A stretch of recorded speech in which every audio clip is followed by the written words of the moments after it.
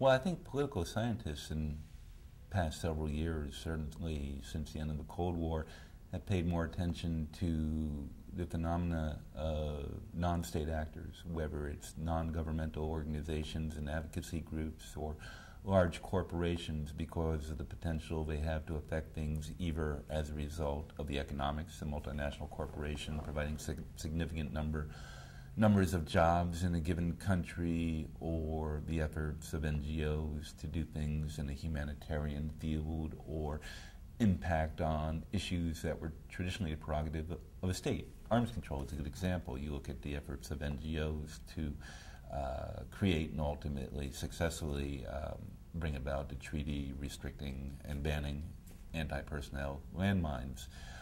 You have a number of NGOs now working on the issue of small arms because of their pervasiveness in the world and the casualties they cause. They are trying to get restrictions on that, as well as restrictions in the field generally of conventional arms sales.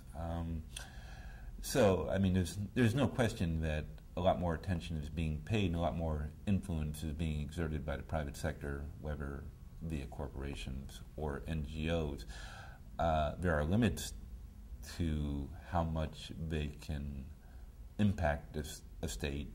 Certainly state, you don't have private corporations going out and developing nuclear weapons. It's not private corporations which have developed biological weapons.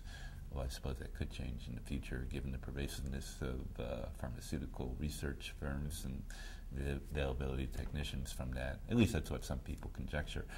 But, most of the horrific things in the field of military endeavors are still primarily a state prerogative, to the extent that the private sector is involved by virtue of private security firms.